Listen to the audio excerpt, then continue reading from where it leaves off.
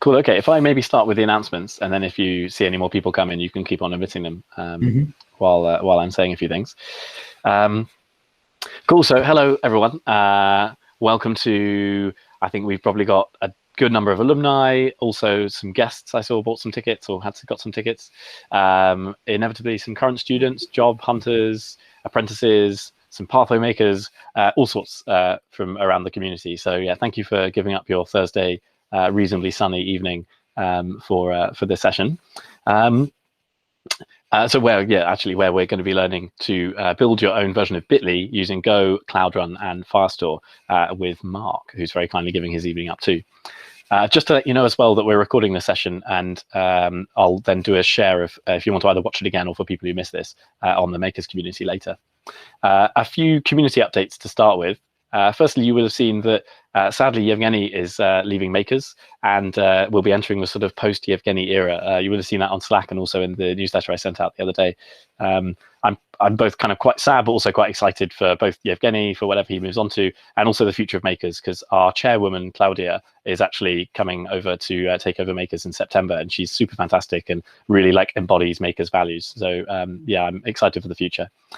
Also, the Women in Software 2020 winners have been announced, 7 of whom are alumni, actually. So huge congratulations to all of them, and also a few of the initiatives as well that alumni work with. So you can find out more about that in the Makers blog. Also, on a sort of hiring front, a number of new roles have been posted on the Experience Makers platform. If you haven't heard of that before, it's if you've been working sort of at least 1 year post Makers, you can sign up to the Experience Makers platform, where we kind of hook you up with our hiring partner contacts in the industry. So yeah, do check out those new roles. And also this one, if you take one thing from this little message, is tomorrow we're running our first ever Makers Alumni AMA, or like a MAMA, maybe you could call it, with Tim Harrison, who's a September 15 alum, who then worked at the BBC for a number of years and now has been working at Spotify for just over a year. So he'll be on alumni Slack tomorrow, Friday, from 1:30 to 4:30, kind of logging in and out in between his meetings and things, answering as many questions as possible within the realms of what he's allowed to say sort of semi-publicly on the general channel. So I'm quite excited for that. And yeah, so do head in and ask your questions.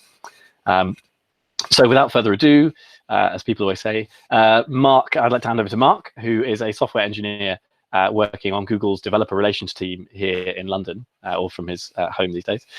His mission is building tools, demos, tutorials, and other educational artifacts to make computing and data science more accessible and inclusive. And before joining Google, he spent 30 years building products and managing engineering teams in the telecom industry. And as I said, tonight we'll be learning how to build your own version of Bitly with Go. And you will have seen the link that we sent out was actually using Marc's version of this. So now handing over to Marc, enough of me. Thank you, Tommy. Really happy to be here tonight. I spent a little bit of time earlier today reading up on the Makers organization, and it looks really cool. So I'm very honored to be able to share some ideas and thoughts with you tonight. Let me share my screen first.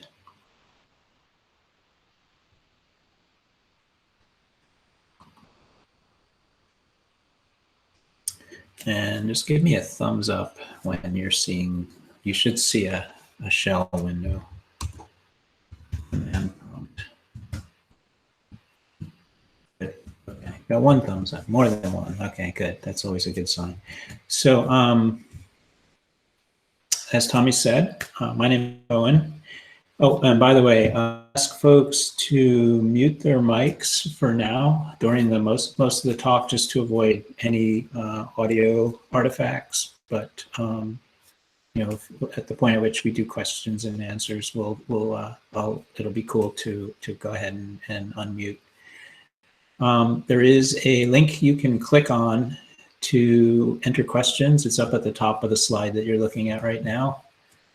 And I don't know if you can actually click on the stream, probably not, I'm betting, but take that down if you can't. Slides.app.goo.gl, GL without the E at the end, and then capital A, FYSM. Or if you just use mco.fyi/question, that should work for you as well. So yeah, without any further delay, This talk is really a little bit about the cloud and some tools I use to build a cloud app. It initially wasn't that much about Go, but Tommy indicated that there was a strong interest in learning Go amongst this group. And so I've added a little bit more material on Go to try to give you a little bit of a sense for what the language is all about and some of the nice capabilities about it that I like. My contact information is mco@google.com if you want to get in touch for any reason. I have a blog at mco.dev. Also, the slides you're looking at tonight are all accessible through mco.fyi/links, LINKS, as you see in the upper right of the screen. So Tommy shared this slide with me, which is the most, apparently you had a survey of some sort, and the most wanted languages were Go, Python, and JavaScript, which I thought was interesting. Those are probably my three favorite languages. So today we're going to take a look at Go in the course of solving a problem with it. I always like to learn and teach by doing something practical, where we're actually solving a real world problem, as opposed to, here's some abstract syntax, and here's how to do something, some algorithm. By the way, I was just looking around a little bit today and found this this graph of by HackerRank, which I'm not actually sure of the exact source. I think this might be 2019. 1999 would be a little bit out of date. But this is, interestingly, is showing also Go and Python as the most desired languages to learn. So apparently you're in good company. What is Go? Just to get us all on the same page to start with. It's a programming language. It was developed at Google and first released in 2009. So it's just about a little over a decade old. It's interesting in that it's a modern language that's compiled. And so a lot of the really interesting, more recent languages like Python and Ruby and others are interpreted, or they're actually converted to sort of an intermediate representation, and then they're run on a virtual machine kind of environment, which adds a little bit of speed slowdown and an extra sort of level of indirection, whereas Go programs are compiled directly to machine executable code. That's nice for a couple of reasons we'll get into. It's garbage collected, so like some of the other more modern scripting or dynamically typed languages, it takes care of memory management for you. It's statically typed. That's also kind of a throwback to the older generation, where you can kind of enforce type safety in your application, although you don't have to. It can infer the types based on your usage. So it's kind of an optional thing for parts of the language, at least. And it's quite fast. And by fast, I mean that it's fast to build. So you're a happy developer, and it's fast to run. You're even happier because all the people who use your software will be getting the benefit of good performance. It's based primarily on the C programming language, so it kind of goes back 50 years in that sense, but it's incorporated a lot of more modern things. I quite like the syntax, but I should also confess that I started my career learning C, and so I'm maybe a little bit biased to a generation or two ago here. But I'll show you some of the code, and you can make up your own mind for how comfortable you feel with the syntax. It's got a strong emphasis on parallel processing and concurrency, and I'll show you a demonstration of that as well. And it's got some other nice features. This is not an exhaustive list, so I won't touch on everything here, but one other nice thing to mention is it's got testing built in. So right in the Go command, which is kind of the central platform for doing work in Go, you can say Go test. And it just expects a certain way of creating unit tests and running them and reporting on their results and so on. So it's not an afterthought. It's really built right into the language. If you had to say what is Go for, I would say that the focus is on software engineering. So people doing typically large scale, ideally parallel processing type algorithms in the back end of an application. any application really. But like most languages, it's used in just about every possible thing you could imagine. So it's not to pigeonhole it, but I would say that's sort of where it came from, and that's its main strength. So that's the what is Go, and I wanted to talk a little bit about why to use Go. And sorry, I keep flipping back and forth between windows here to let people in and advance my slides. So sorry about that delay. So the why, I would say, is it's opinionated in a good way, and I'm putting a little smiley face there because what does that mean? It means I like the opinions. So it has all these opinions about how to do things built into it, and if you happen to like those opinions, they're compatible with your own philosophy, then it's nice. But I should say that it's not for everybody. You might not like some of the opinions that are embodied in it, and so it's a great language to just experiment with and see how you feel about some of the trade-offs there. It's compiled and type safe. I mentioned that. One of the nice things about that is that it minimizes what I call dependency hell. So if you've used a language where you have all these packages like npm and node.js come to mind, Python comes to mind. There's, you might have 10 packages that you're depending on in your application, and those 10 might have 10 more. So you have this sort of dependency tree of things, libraries and packages. And if you give someone your code, they can't run it without having all those dependencies. And there's various ways to package things up to minimize that. But one nice way to keep that to a minimum is to compile your code into an executable that includes all of the dependencies in the object it generates. And this is one of the things you can do with Go. So I can give you an executable Go program, and you can just run it, and it's got everything it needs. You don't have to go figure out how to install OpenSSL or whatever it's wanting to use. As I said earlier, it's very good for concurrency and for scaling.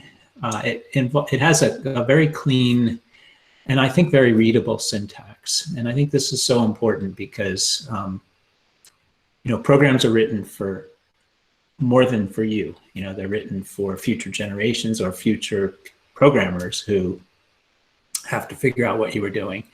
And having a language that you can look at and understand is really important. The formatting, Go kind of takes it to a different level than most languages I've used in the past. It imposes a formatting syntax in a very deep way. It doesn't just say, this is like Python has something called PEP8, which is like, here's the recommended style for a Python program. Go actually forces you to use that. There's a command called go fmt. You run that program, I'll show you how that works, and it actually formats your code. So if you didn't have the right amount of indentation, or you didn't have the balancing of the balancing of curly braces or something like that would be a syntax error, but it will basically format your code for you in an automated way. And some people look at that and they say, that's terrible because I like to format my code the way I like to format my code, thank you. But other people like it because you can look at someone else's code and you know what it's doing because everybody's formatted their code with the same conventions everywhere. And then finally, it's just for me, it's just a nice blend of new and old. The things I liked about C were that it's very fast because it's compiled, and you can build these self-contained executables that have all of the dependencies built in. And the thing I like about Python and Ruby and languages like that are that they have this very simple syntax, this very readable syntax, and this way of being able to very rapidly iterate through the coding and testing cycle. And so I feel like, and also some of the dynamic typing capabilities I quite like. And so I feel like it strikes a very nice balance between old stuff and new. This is an example of a Go program, and maybe I'll actually see if I can show this to you.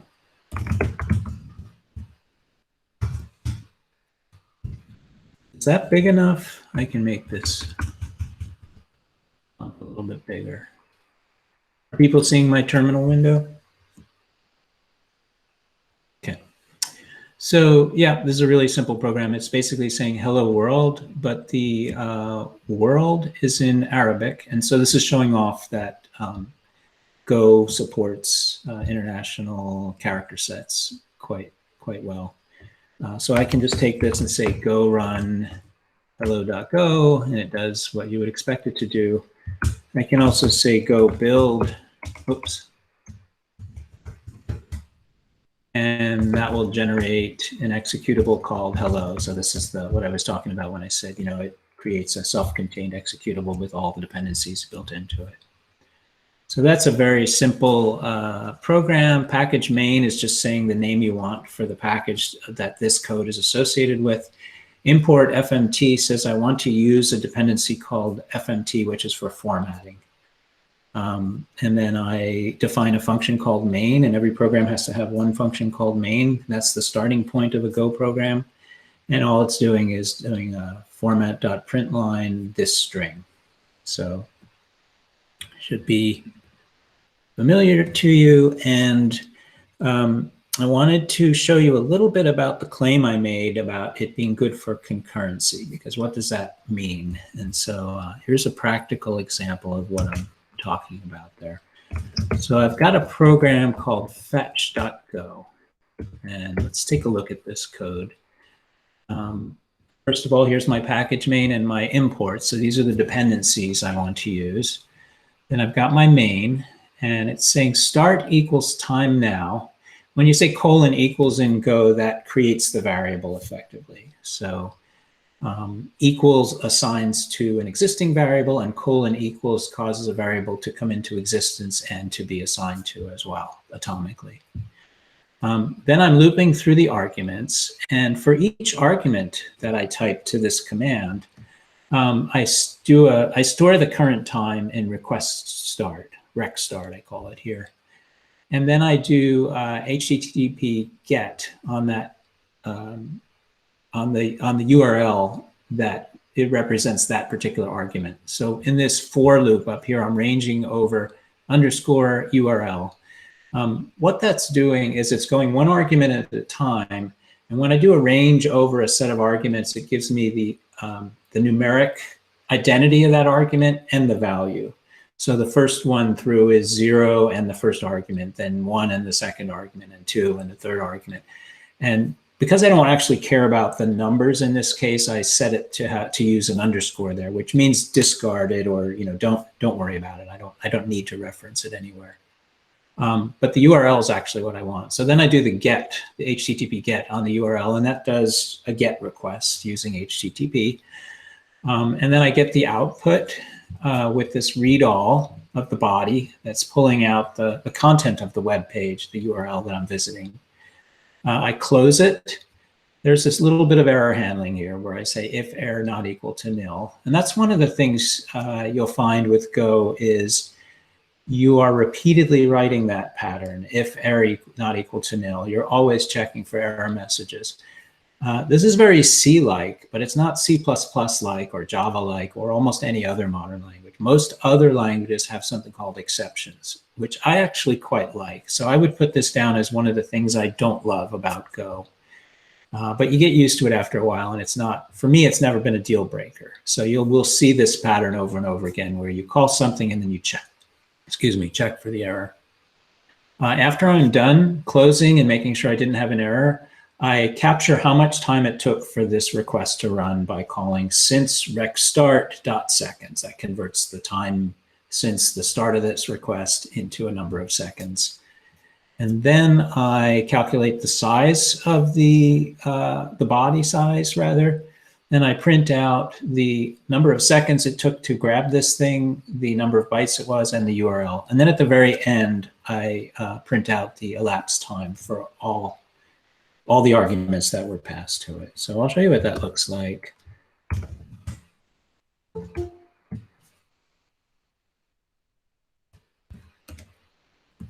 So this is running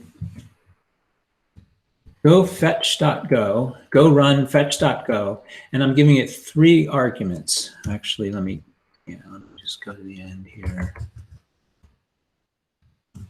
3 arguments, my mco.fyi site, which we'll be talking about later, mco.dev, my blog, and www.google.com. And just to keep this simple, I'll just keep it to 3 arguments. So I'm giving it 3 URLs, and let's see how it does.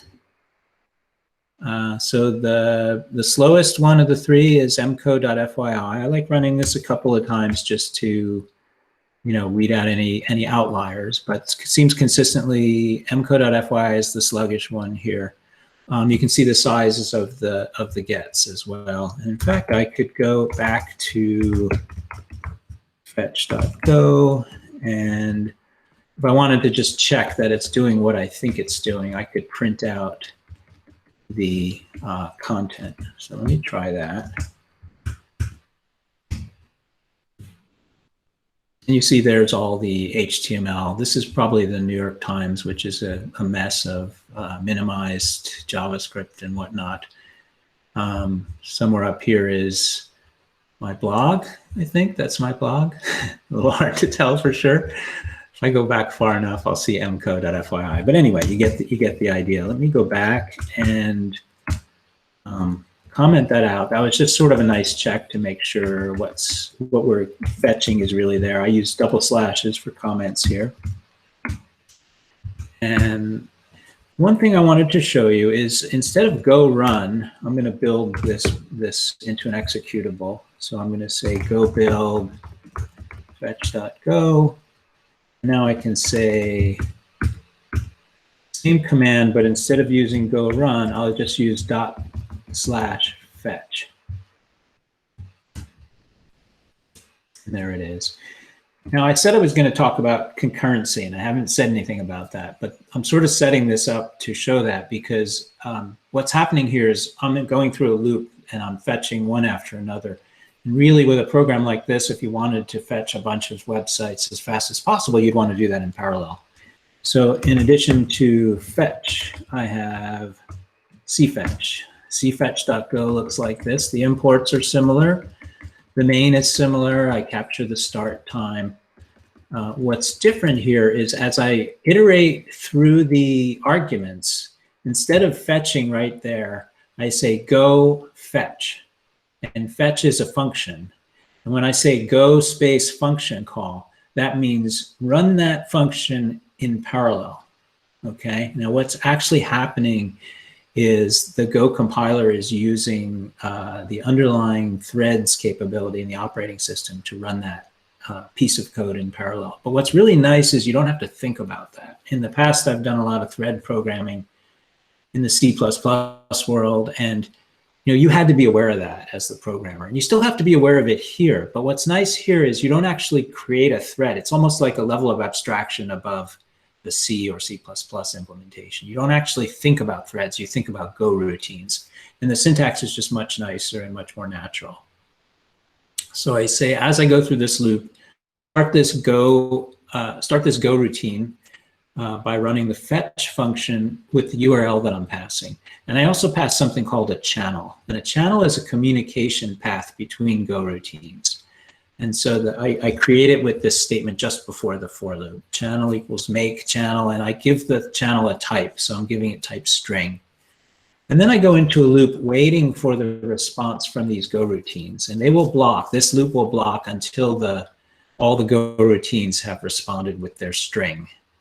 And at the end, when I've gotten all of the ones that I've started to respond, I print out the elapsed time. So very similar overall design to the previous program, except that this fetch program is doing everything in parallel. Now the fetch function is quite similar to what used to live inside that loop. So it does a request specific timestamp with rec start, just like it did in the other version.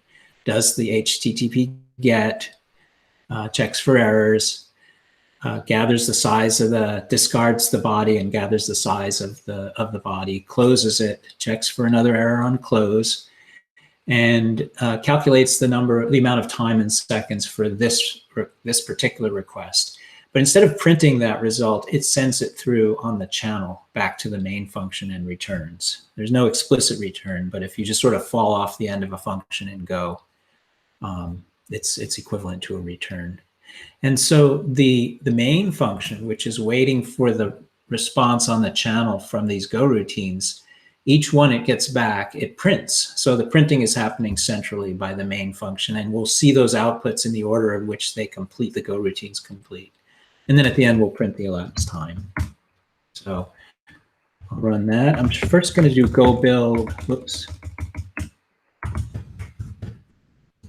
go build cfetch so I can use the short version.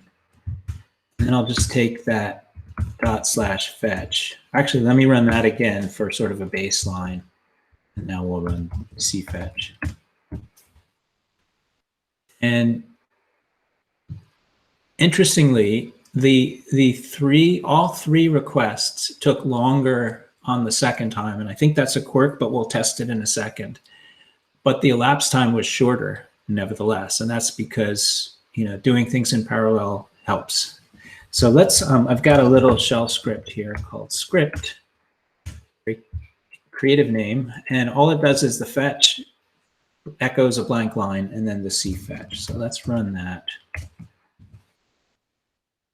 And there we see the payback. The times were more uniform this time around. I'm not sure why it was slower. Each individual request was a little bit slower for all three. I'm not sure quite sure why that happened, but for this time around, they're all comparable. They're on the order of between 15 and 40 seconds, or sorry, 150 and 400 milliseconds, I guess, 0.15 to 0.4 seconds. And you see the parallel version is a little more than half, maybe 2/3 the elapsed time of the single-threaded version. So that's just a sense of what it's like to write a concurrent Go program, and also to show you how straightforward it is and how it speeds things up for server development. The more arguments I throw at this app, the more pronounced the speed up is going to be. If I give it 1,000, I should try this, but if I write some code to generate 1,000 real URLs and run this thing, I should probably try that and see if it should essentially be, the elapsed time should be the equivalent of the single slowest request, whereas the elapsed time for the serial version is obviously going to get huge. Okay, enough of that. Let me go back to my slides. These are some learning resources for you. So these are great to do self-learning in Go if you want to dig deeper. Obviously, this was just scratching the surface. I want to call out a couple in particular. A tour of Go looks like this. It's an interactive playground kind of environment where you can freely edit the code, and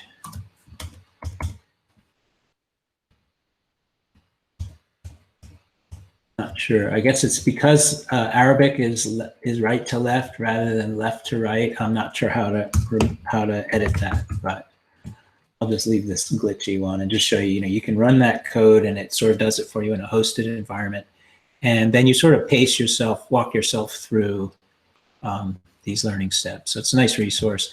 The other thing I really like is the Go programming language by Donovan and Kernahan. So Kernahan is the guy from the Kernahan and Ritchie C language book.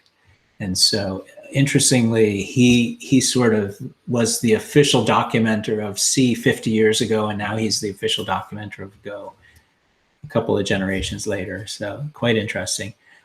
Anyway, that's another great resource. But feel free to check some of these out. Some good things in there for learning. Now let's kind of switch gears and make something. So I do a lot of demos for my job. My job is basically to help people take advantage of Google Cloud Platform. And I struggle sometimes because if I make the demo really simple, sometimes it's not that relevant to solving a real problem. And if it's actually useful, sometimes it gets too complicated. But I found one that I really like because I feel like it sort of hits that sweet spot.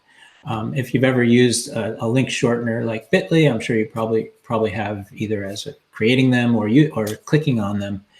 If you try to create one, you run into trouble because all the good links are taken. It's like the domain name system. The gold rush is over and all the good names are taken. And the problem is that you're all competing from a global namespace. So I wanted a system where I own the entire namespace. I can put my domain name on it. I wanted just a simple application, but I wanted it to be scalable. If I see some big amount of traffic for some reason, I wanted it to automatically scale to as much traffic as is coming in. I wanted to put a nice landing page on it. So if you weren't looking for a short link and just wanted to see what was there, I wanted to have some friendly greeting for you. And I wanted some analytics, simple analytics. So those are my requirements. And the design I came up with, this is sort of so simple. I'm almost embarrassed to say that call this a design document, but I basically did a little bit of web programming on a front end. And I'm using Cloud Run, which I'll explain what that is later, as my back end. And then I'm using Firestore as my database. Now, full disclaimer, I work for Google and part of my job is to advocate for these products, but I actually like them. There are other cloud providers, and if you're interested in cloud computing, you should be checking out all of them. Amazon has good stuff. Microsoft has good stuff. Google has good stuff. And I'm happy to talk more about that, navigating those worlds. But I'm not here to promote this stuff. I'm just sharing with you my experience with it and why I'm using some of these tools. Cloud Run and Firestore are both what I would call serverless services or tools. And what that means to me, everybody uses that term, and I think different people have different ideas in their head of what serverless means. What it means to me is I don't ever have to think about a server. I don't ever have to say, okay, I need 5 Linux boxes or 5 Windows boxes in New Jersey. And I don't think about the administrative details. I just have a program and I want it to run, and I hand it over to Cloud Run and it runs it. Likewise with Firestore, I just want a database and I want to be able to query it and I want to be able to write it.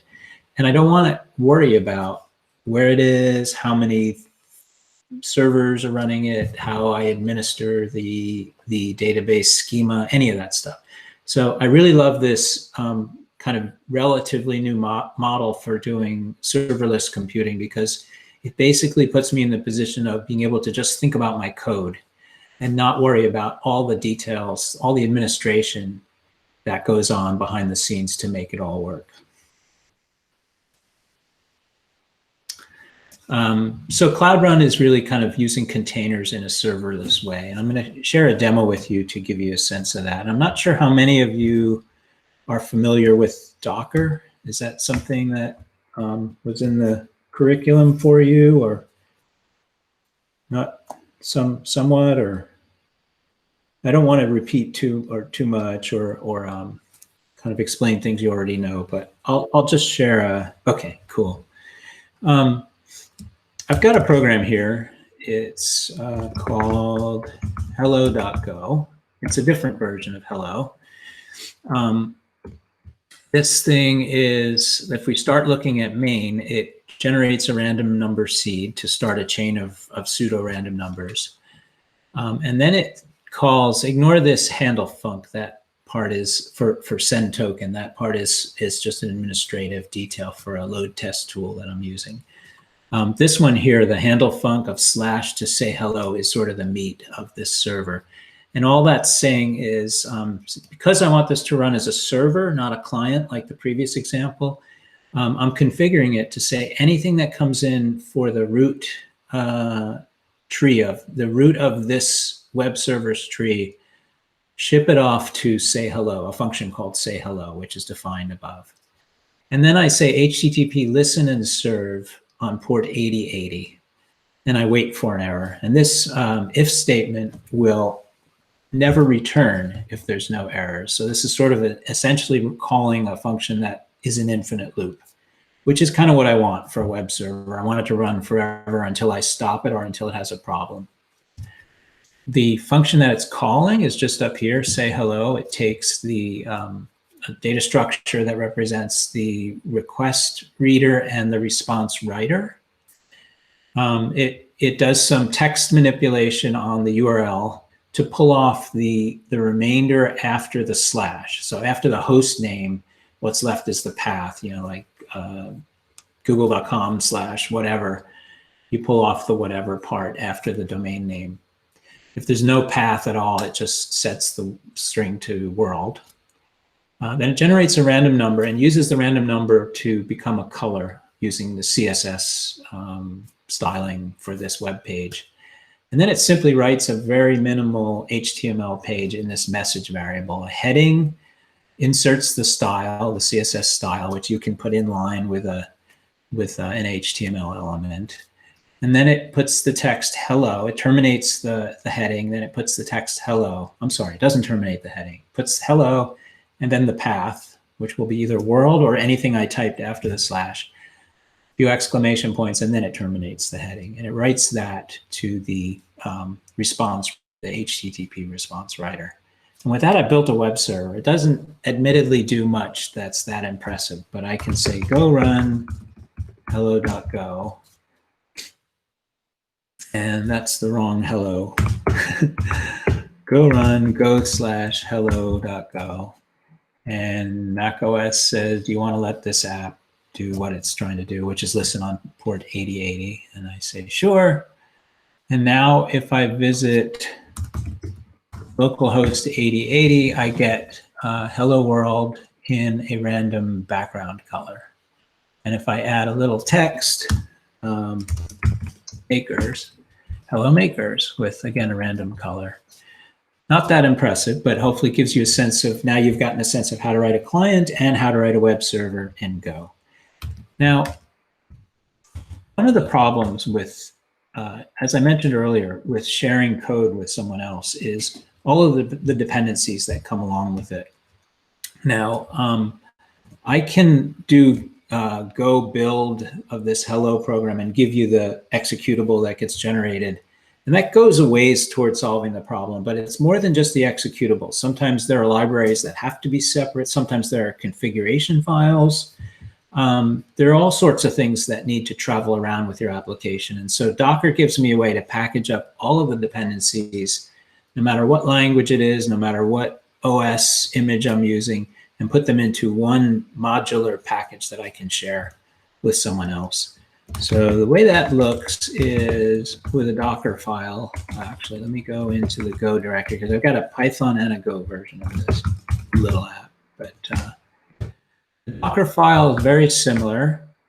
It starts with a base of Alpine, Golang Alpine. So I want a very small Alpine image with all of the Go tools. Creates a working directory, adds my hello.go there, builds it in the container, and then says to run this container, the default executable should be ./hello. About as simple a Docker file as you could expect. And I've got a script called ldeploy, which does a Docker build with a tag set to uniquely identify this program. And then it does a Docker run, sending port 8080 straight through from the hosting environment to the container environment. So I can run that. And I have to tell it which version.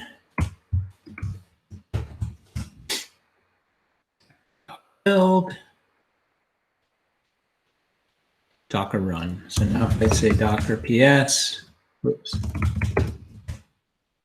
There it is.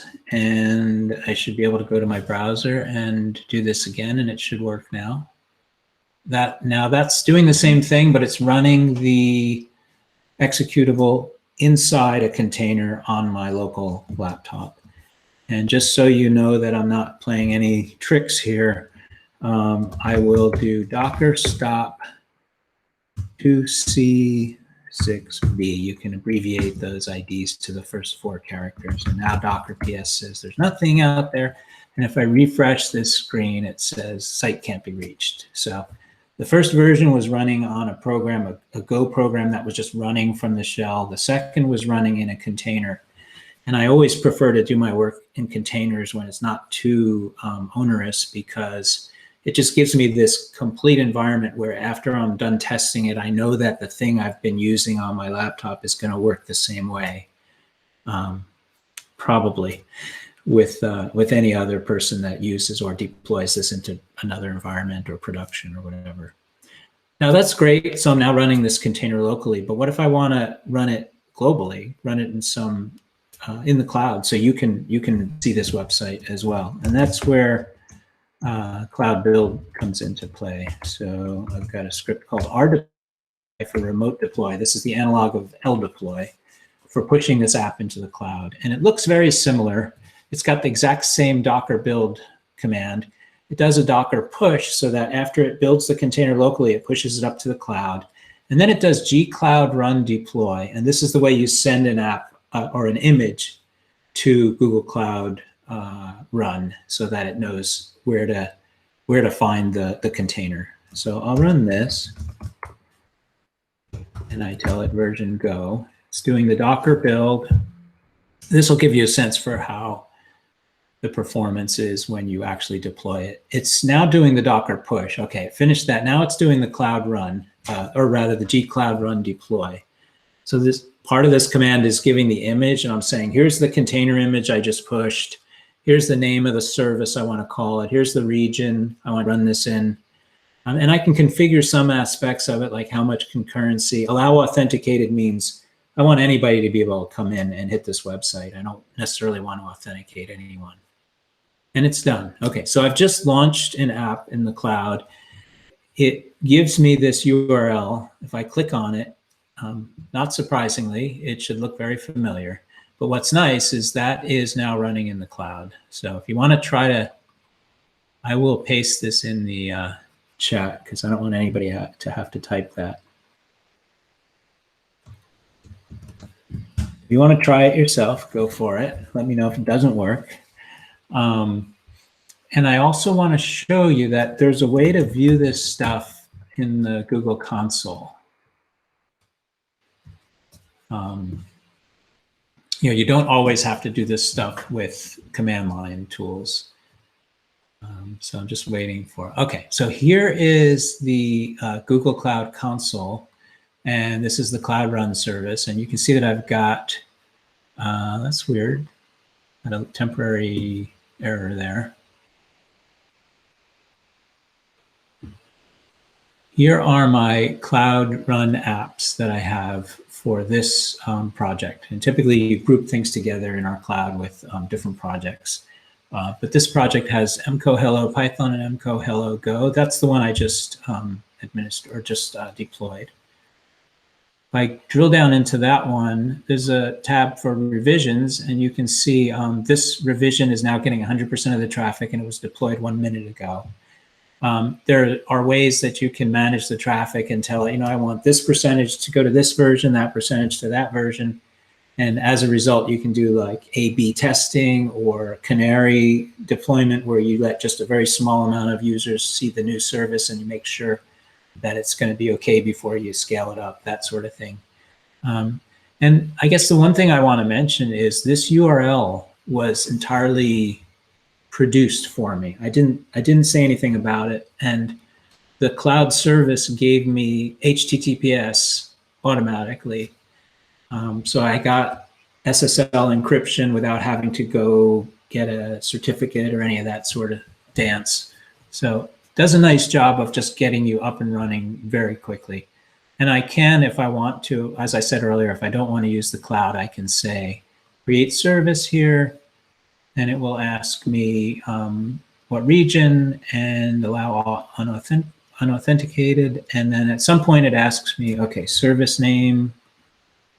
At some point it asks me, what is the container that you want us to run for this service? And that's where I give it that tag that I pushed my Docker container to.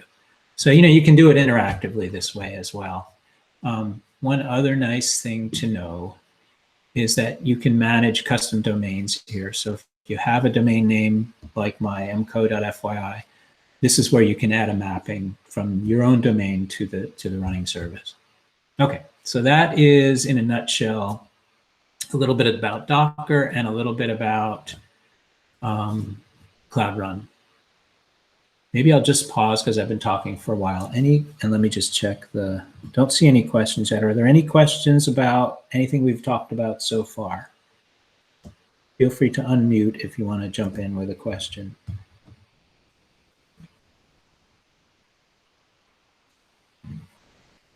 Okay, nothing yet. Let's go back to the slides. One thing to know as well is you're only billed for the time your container is actually running. And whoops. Let's go back to this slide, which is, I wanted to show you a little bit about the auto scaling. So I claimed that I just kind of give this container to the service and it automatically scales. And I wanted to give you a demonstration of that. So this is set to do 1,000 gets per second, HTTP Mark, get. sorry to interrupt. Yes. Would you be able to zoom in a little bit on these sort of screens? How's that? Yeah, that's better. Great. Cool. Thanks. Yeah, stop me again if I forget to do that. Thank you. So this is going to send 1,000 HTTP gets to the URL I just showed you for 15 seconds. So let's run that and see how it goes.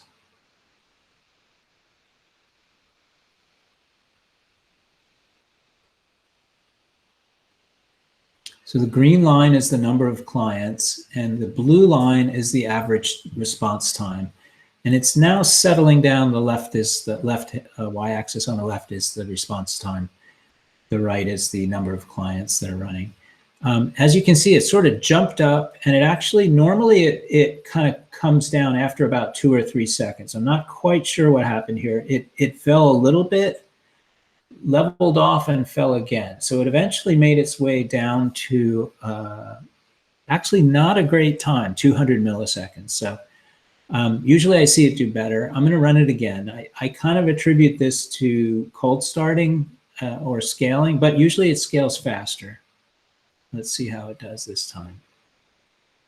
Now this run is looking much better. It looks higher graphically, but if you look at the y-axis on the left, it's only about between 80 and 100 milliseconds. But more importantly, look how consistent it is. So it's scaled right up, leveled off at 80 milliseconds, and it actually never had that phenomena where it goes up and down as it's adding additional services. And the reason is probably because that first run that I did kind of primed the pump and got a bunch of services going, and now it was quite able to keep things speedy right from the start. But you can see it did 15,000 requests and had 0 errors, so that's nice. Average response time was 92 milliseconds, and a pretty good distribution as well. So that's what I mean by not having to worry about the administration details. I give it a container and it just scales it as needed, which I quite like. Let's talk about a database. So I'm using Cloud Firestore. Cloud Firestore lets me create hierarchical data sets. They're actually JSON documents that are stored in the cloud. And so I can use a application client library for almost any language, any popular language nowadays, to query these databases, to update them, lock, to do ACID type transactions, all that kind of stuff. And it also has some very nice features for web apps and for mobile apps. In particular, it's very good with automatically knowing and detecting that a data set has changed and reacting to it using socket. I forget the name of the feature, but automatic notification over sockets. So you don't have, it doesn't have to poll the server. It just gets automatically notified. So let's look at some code and see how we're going to use Cloud Firestore. So this is my main program. I set my project, which, as I said earlier, is kind of like the collection of all the resources for a cloud application. And then I create a Firestore client. So I'm using the Go language bindings for Firestore here. I would check an error, but I've commented it out here to sort of gloss over some of the details just to get this nice and short for the slides. But there's a little more code than I'm letting on here. Then I grab this document, which is sort of like the path to the JSON document on Firestore. I should explain what that document looks like. So it's a collection of maps, meaning that each element in this JSON document is a key value, a collection of key value pairs. So these are short links. So the actual name of the map is the link name, the thing you would specify after the domain. Count is how many times it's been translated or accessed. Desc is the description in human form, and I'll explain why I want that later. And then URL is actually what to redirect to when someone tries to access that link. That's my sort of master data for my main data set for all this stuff. And then once I've gathered the document, I've got a reference to the document, then I do a get to get a snapshot of the current contents of the database. I have to check for any errors, of course. And then I pull the data out of that snapshot and store it in link data. So link data is now a Go language data structure. I can examine it locally as if I'd created it right in my source code. But it's a Go language representation of the JSON encoded data that I have stored up in Cloud Firestore. So as before, I call handle func for slash and redirect. So anything from slash on down should get handled by the redirect function. And then I call listen and serve to just kind of infinitely go off and just start responding to requests whenever they come in. Okay, so let's look at the redirect function to see what it's doing. It does this trimming off of the path just as my hello, colorful hello world thing did. But in this case, it's doing it because it wants to know what is the short link you specified. So you said domain/something. What is that something? I pull that into path. And then I look at link data and I say, is there an element in this map, in this hash table that corresponds to the key path? Meaning I know about a link with that name. If I do, I pull out the URL associated with that link. And if there is one, then I grab the counter, increment it, write it back up to the server, and then I call HTTP redirect with code 301. And that's just does what you would expect it to do. It sends a redirect 301, HTTP 301, with the new URL it should go to back to the browser.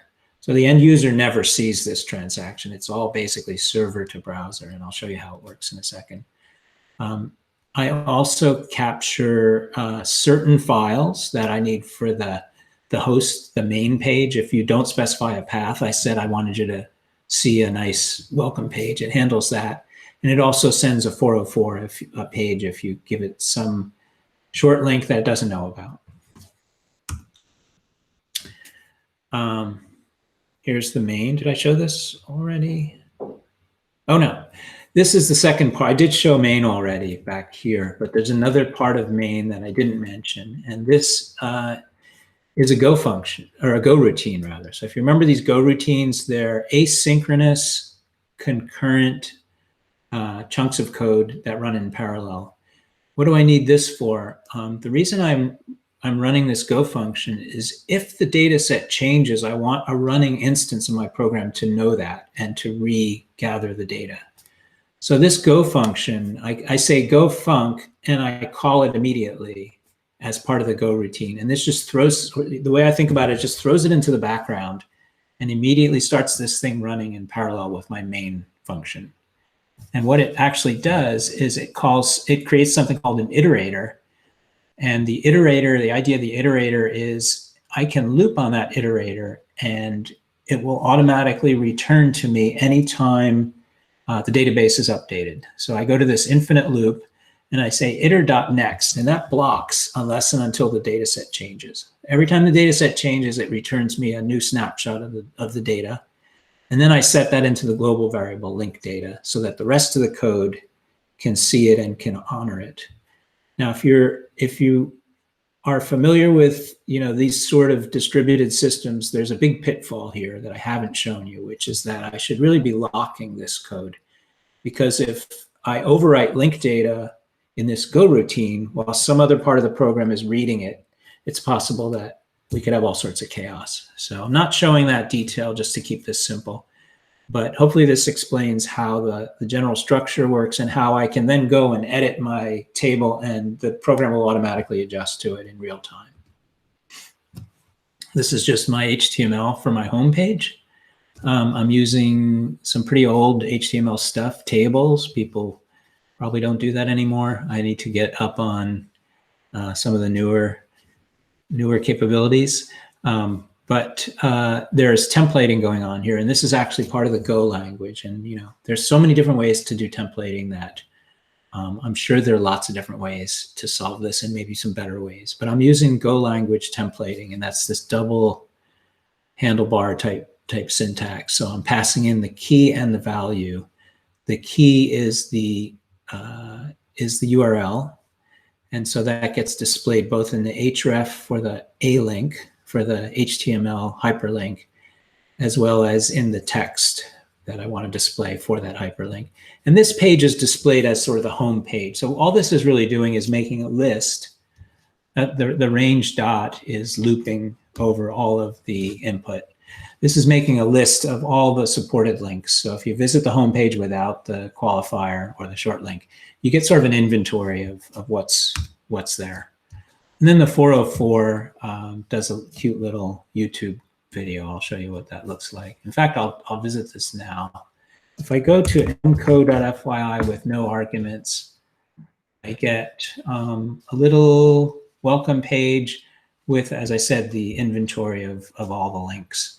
And to show you how convenient it is with Firebase, I'm going to just show you how I would edit that page. So the project that this service lives under is mco-fyi. And I can say I want to work with Firestore. Sometimes I call it Firebase and sometimes I call it Firestore. It's really Cloud Firestore technically. So sorry if I'm confusing you there, but I'm confused too. Could you zoom a bit again, Mark? Awesome, thank you. Oops, I'm a little too high. Okay, so I'm going to add a field. The short link will be makers. We're going to say it's a map.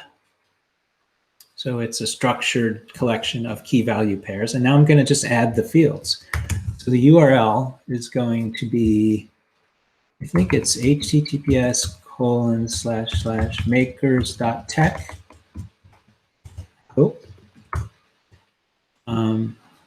I don't think I need to make the count. I think it'll automatically initialize it, but I can't actually remember. So I'm going to give it a count of 0. And then I'm going to say description is the makers awesome, I can type, homepage. I save that. And the cool thing here, already used by a sibling field. All right, makers.tech. Makers-tech. Try that. Yeah, I created a makers link for this meetup we're all in right now. So that's why it wasn't happy with me. But now what's happened is that thing is running on, my Go program is running on Cloud Run, and it just got kicked. It just got tapped on the shoulder in that Go routine that said, hey, that data set you care about, it just got updated. You better get another copy. So it gets another copy. And if it works as I hope, that link should be ready now. If I first display the inventory, what you can see is there's a new link down at the bottom. mco.fyi/makers.tech. And if you visit that yourself, or if you click on this link, it takes me to the makers homepage. So that is how it all works once it's deployed.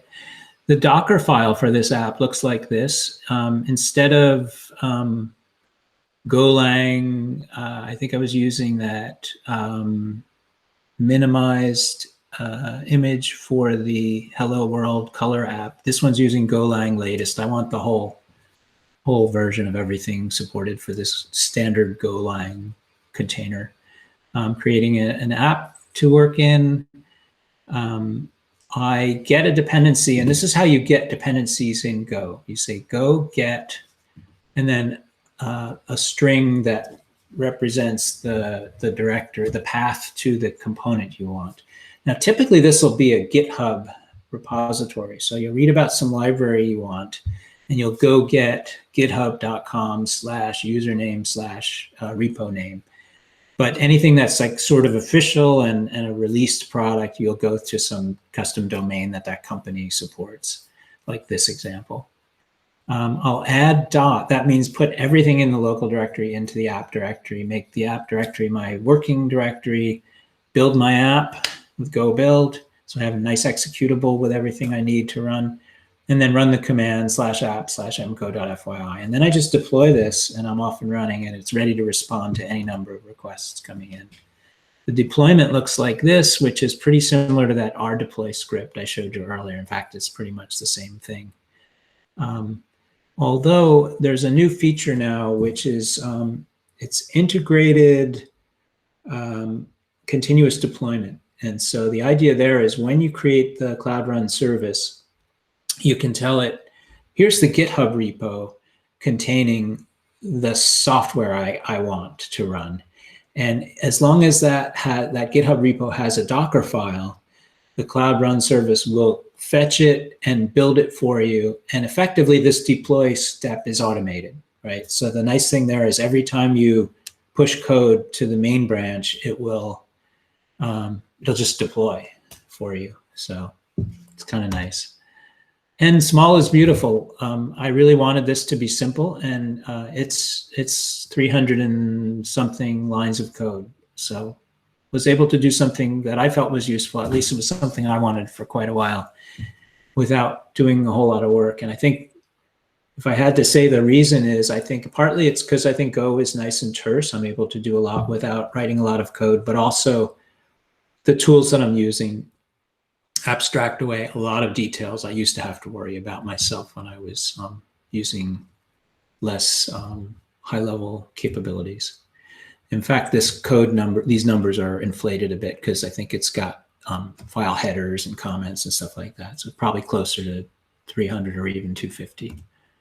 I already showed you the demo of the site, so I won't go through that again.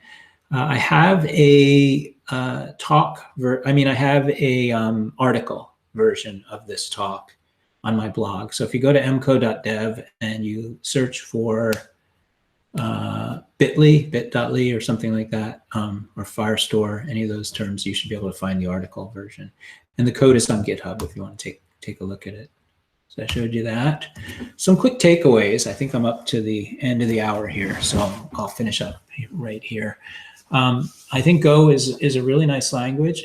It's really fast, faster than most of the other modern languages I've been using. I find it pretty powerful, and it's quite pleasant to work with. It's very simple. I find the code is very simple, and oh, sorry, I went off on the wrong tangent here. This bullet was trying to say that finding that intersection of useful and simple is a great way to learn. So maybe an obvious statement, but look for those sort of projects because they're fun and they do something cool at the end of the day and you learn from it. I love this serverless model. I said earlier, I won't beat that one up anymore, but and I love containers because they give me this thing that I have confidence will work everywhere. Yeah, Cloud Run's good. Not going to repeat all that. One thought that came up because Tommy was mentioning, you were interested in Go and shared that thing with me. And one question I frequently get when I'm teaching is, which language should I learn? There's so many of them. And everybody will have their own answer, and a lot of it will depend on your own personal circumstances, like what your job is pushing you towards, what problems you're trying to solve, because some languages are better than others for certain types of problems, and your personal preferences. So there's no real answer that works for everyone here. It really has to be something that you come to yourself based on all of these different factors. Personally, I like JavaScript for the front end. I've been playing with this thing called Svelte, which seems really cool to me. I quite like it. it's not even on the charts, not even on the radar compared to React and Vue and Angular. So it's like an upstart, but I think it's really cool because it compiles all the DOM manipulation that gets done in real time. It compiles it into the thing that gets downloaded. So take a look at that if you're interested. I like using Go for the backend work for all the reasons I've shared already. For machine learning stuff, which I've been doing a little bit of prototyping for, statistics, math, any of that sort of stuff. And also for like, I just want to try something real quick and get it done. I often use Python for those things. So those are my 3 go-to languages these days. And the last thing I wanted to leave you with was somebody posted, I don't know how many of you have heard of this model called GPT-3. It's this natural language processing model that the OpenAI people released, and everybody's falling all over themselves about it. And it's probably maybe a lot overhyped, but somebody published a site where you seed it and it produces a tweet. And I seeded it with MCO and it produced this tweet, which I quite like. Mistakes are feedback. And I think that's a good thing to think about. It's good to make mistakes because mistakes are how we learn. And so I'll leave you with that thought for now. And I'm happy to take any of your questions now. Thanks for your attention, by the way. I see a few questions on the slides thing. Are Firestore and Firebase related? I think I can present this, yeah. They are. So Firebase is kind of a whole suite of products that came from a company that Google acquired to make it really easy to build mobile apps primarily, but also they've been adding support for web apps. So it's kind of like a whole thing unto itself.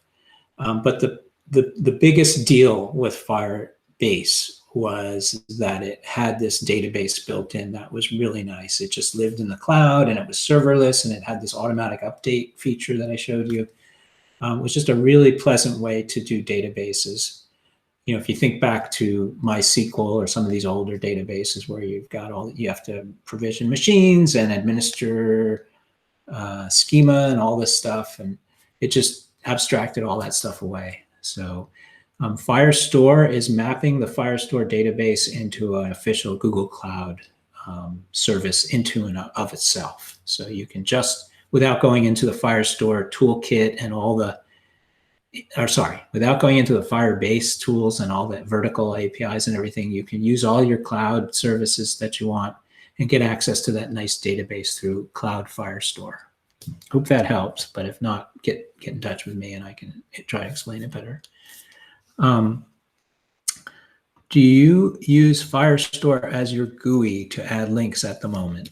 I do, and actually, the admin UI that I showed you is super nice because I can virtually edit, create, read, write, delete anything I want, any structure at all, using that standard console.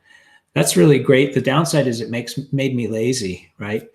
It's a little bit tedious to have to enter that 3 piece of information or maybe 2 for every link I want to add. So I'm going to write a little web app that makes it easier for me to create the links and just updates the database for me. But it is quite nice, especially for prototyping, to have that ability to just administer it without doing any work.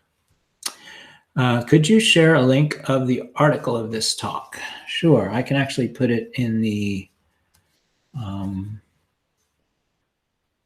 chat.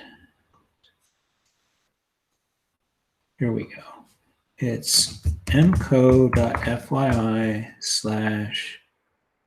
I don't remember now. I think links is the slides. I'll find it and actually go to mco.dev and go to the categories button.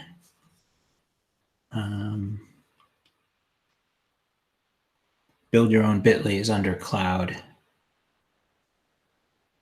There it is. Sorry, I can't remember off the top of my head. Maybe I'll go back to my console later and find it for you. Let's go to the next question. Could you share a link of the, oh, that's the one I just did.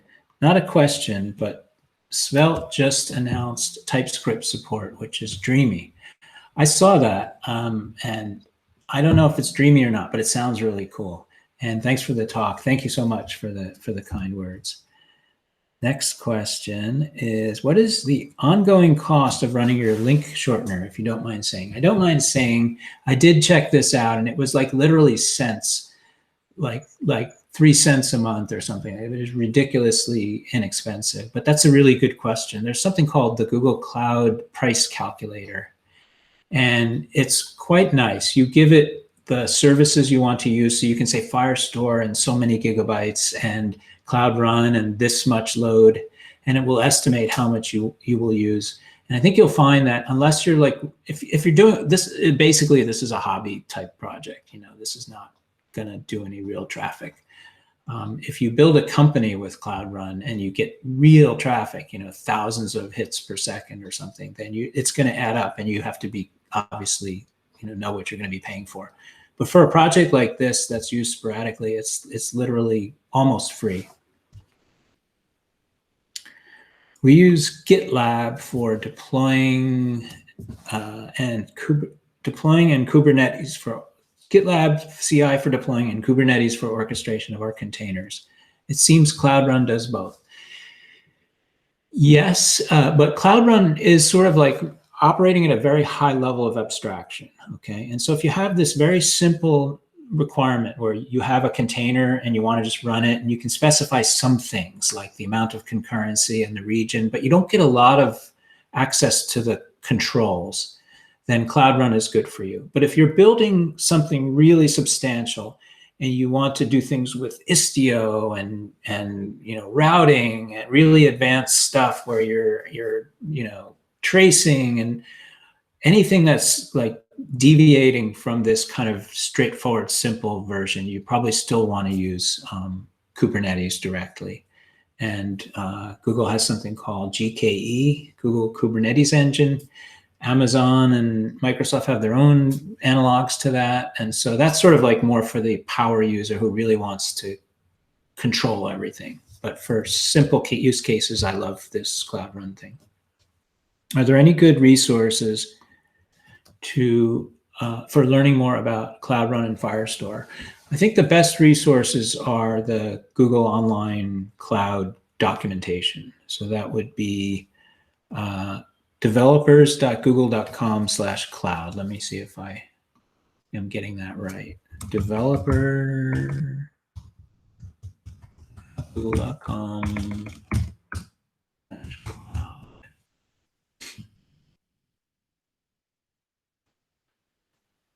So this has, let me blow this up a little bit for you. This has information about all of the different products we have. So under databases, I would expect to see, and it's a little overwhelming to tell you the truth. Like the number of products we have is ridiculous. It's hard to know like where to start with some of this stuff. But what I recommend is don't ever try to understand all of this stuff, because no one can.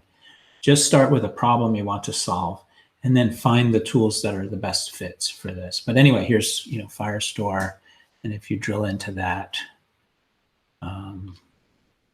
you can go to quick starts, how-to guides, sample code, concepts, and so on, and that will take you through all the capabilities.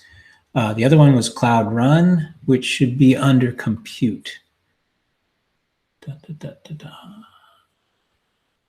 I don't see it. That's kind of painful. So this batch on GKE is not it.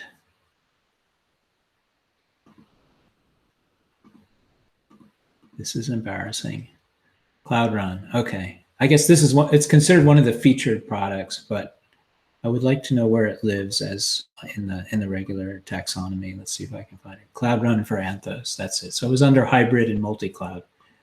And that's a reflection of how complex these services are. It's also under serverless computing. I probably should have seen that. But there are so many, as I said, tools now that it's sometimes hard to keep track of them all and figure out where the different ones live. But pick some that work for you or that seem promising. And I'm happy to help you if you have questions and want a little guidance. Feel free to contact me, mco@google.com. Are there any? I think that's it. Let me see. Any questions I missed? Doesn't look like it. Here's all my links. So I should be able to tell you the link for the one you asked about.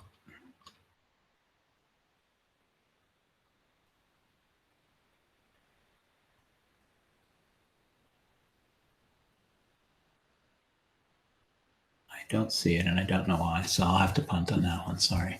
Any last questions before we finish up?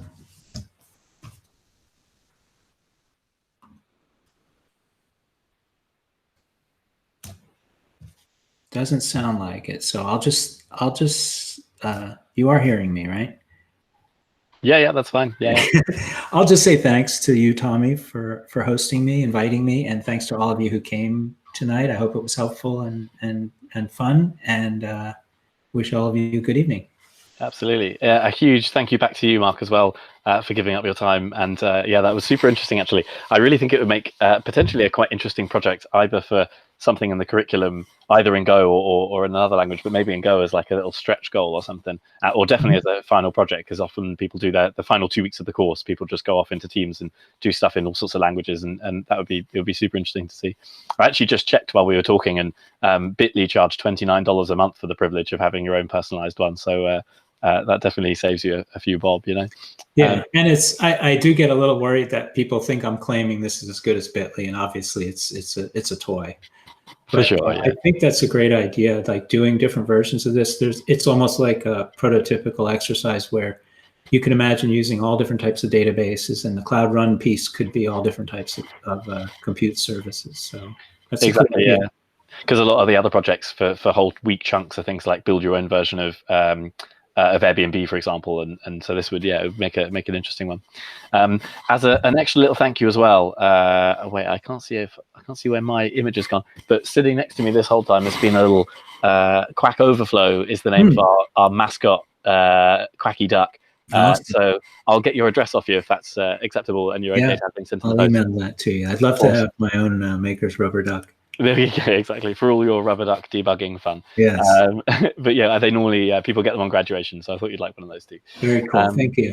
And also, actually, I'm very quickly going to put a link to a survey in the chat if I can, if that's all right. Not, yeah, just a little. It's like 2 minutes, and if people who are logged in are okay to enter that, and I'll also send it out in a follow-up email as well. But if you want to quickly click that in the chat and open it, it's yeah, just ideas for future ones, and any thoughts on this evening, and then I'll share that with you as well, Mark.